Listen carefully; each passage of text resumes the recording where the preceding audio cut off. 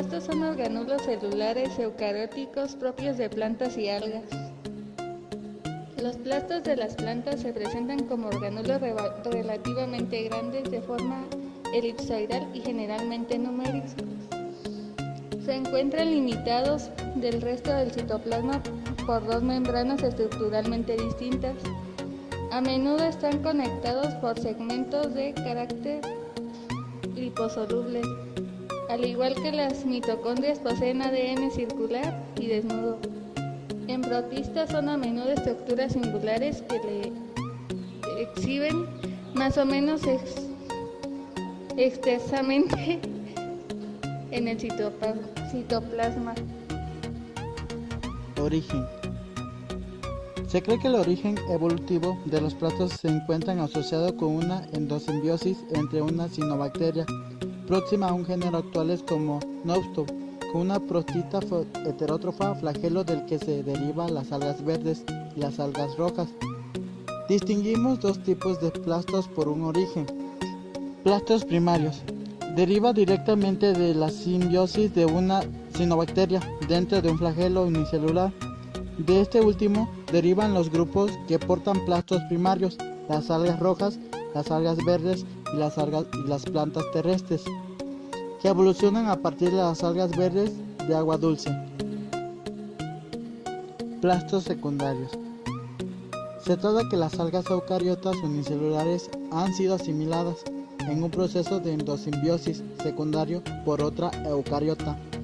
Este caso se ha repetido muchas veces en la evolución y el resultado de las inmensas diversidades de los plastos de las algas. El simbionte ha sido algunas veces una alga verde, pero son más frecuentes los derivados de una alga roja.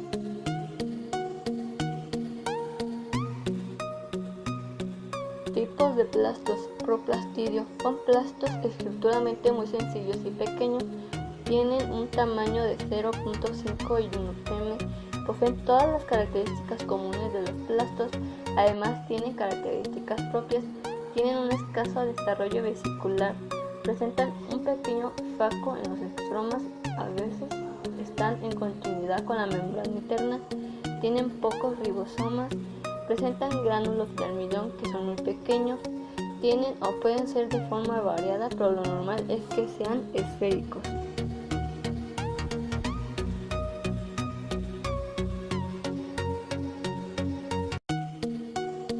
Cloroplastos. Origen evolutivo. Los cloroplastos proceden de bacterias fotosintéticas que oxidaban aguas semejantes a las cianobacterias. Un proceso de simbiosis con ciertas células eucariotas dio lugar a los cloroplastos. Cloroplastos. Los cloroplastos son orgánulos encargados de transformar la energía luminosa en energía química, haciéndola utilizable para la síntesis de ATP. Los organismos fotosintéticos son los productos primarios porque son orgánicos, capaces de tomar materia orgánica a partir de la inorgánica. La fotosíntesis se divide en fase luminosa y fase oscura. Amiloplastos son plastos que acumulan el polisacárido más importante y abundante de las plantas.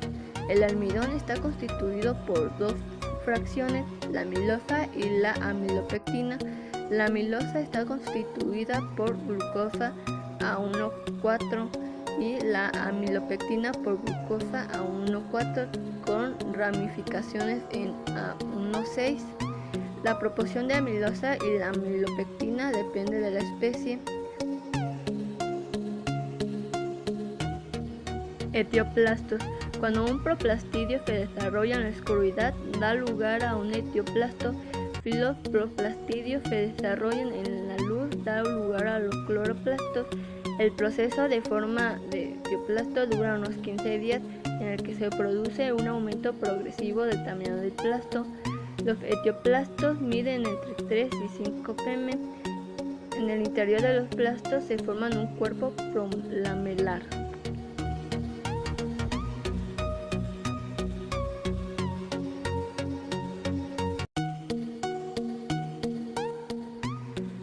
Clomoplastos son plastos desprovistos de clorofila, pero que poseen otro tipo de pigmentos. Los carotenoides tienen color amarillo, rojo, naranja. Estos colores aparecen sobre todo en las flores y en los frutos. No se sabe muy bien qué función tienen los clomoplastos, pero una de sus funciones es atraer los organismos polinizadores. Dentro de los carotenoides, lo más importante son el beta-caroteno y el licopeno. Los carotenoides se sintetizan a partir del isopreno, se van uniendo y forman ciclos o aparecen turaciones, obteniéndose el gran número de moléculas distintas con propiedades ópticas distintas.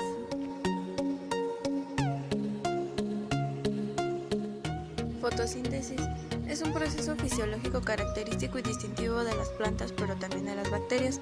Cuantitativamente hablando, es más importante la de las bacterias. Este proceso es el que determina la estructura y las características adaptativas de las plantas. Se puede dividir en dos fases.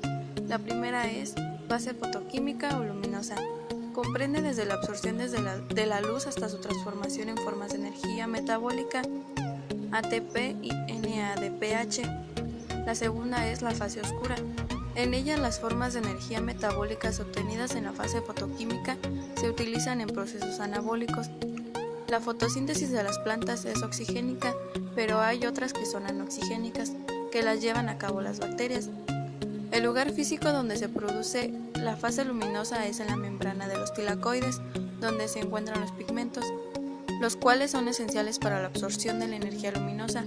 La membrana de los tilacoides está constituida por un 12% de pigmentos, 38% de lípidos y 50% de proteínas. En la fase luminosa se obtiene ATP y NADPH, que es poder reductor, necesarios para sintetizar azúcares. Tiene lugar en la membrana de los tilacoides. En la fase oscura se sintetizan los azúcares, tiene lugar en el estroma. Durante el día, el ATP que necesita la planta es suministrado por el plasto. Durante la noche, las mitocondrias suministran el ATP. El cloroplasto es un organulo que tiene un tamaño entre 3 y 10 micrómetros y un diámetro de entre 1 y 2 micrómetros.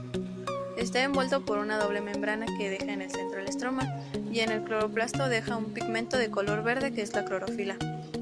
La membrana externa del cloroplasto es muy parecida a la membrana plasmática, tiene un grosor de unos 6 nanómetros aproximadamente. Esta membrana presenta una permeabilidad sumamente inespecífica, es decir, que entran en ella muchas cosas. Por lo tanto, es fácil encontrar compuestos de bajo peso molecular entre la membrana externa e interna envuelta del cloroplasto. Fase oscura de la fotosíntesis.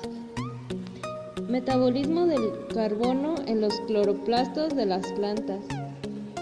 En la mayoría de las plantas, la mayor parte de la producción de los productos que se producen en la fase luminosa de la fotosíntesis, es decir, ATP y NADPH, se consumen en el ciclo fotosintético de reducción del carbono. Casi todo el carbono que entra en el mundo biológico lo hace a través de este ciclo. Los cloroplastos consumen CO2 y fosfato inorgánico y producen triosas fosfato, o sea, azúcar de 3 carbonos unido a un fosfato. Estos azúcares en el citoplasma se utilizan para la síntesis de glucosa y esa glucosa para la síntesis de sacarosa y almidón.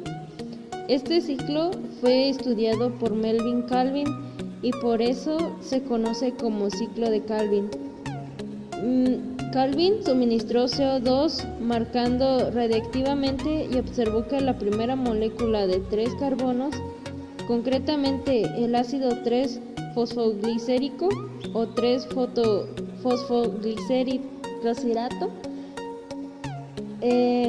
PGA, la primera que se pensó fue la que había unido a la molécula de 2 carbonos para formar una de 3 carbonos. Función de los plastos. La función principal de los plastos es la producción y almacenamiento de compuestos químicos que son utilizados por la célula.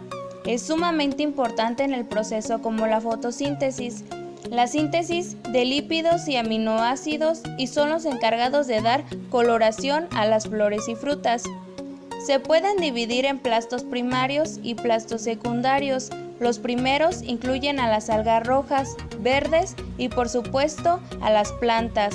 Los secundarios se forman por endosimbiosis y se encuentran en el plancton.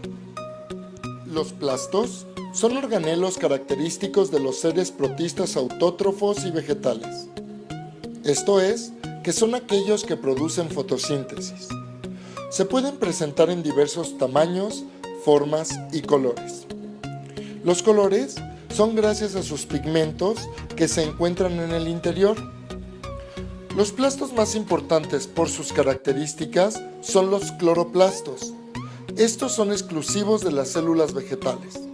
En su interior contienen un pigmento llamado clorofila y gracias a este son capaces de que mediante la luz pueden iniciar una secuencia de reacciones químicas que les permiten desarrollar su propio alimento, la fotosíntesis. Otros plastos que existen son los cromoplastos, que son el almacén de pigmentos diferentes al color verde. Este se puede dar en flores, hojas y frutos.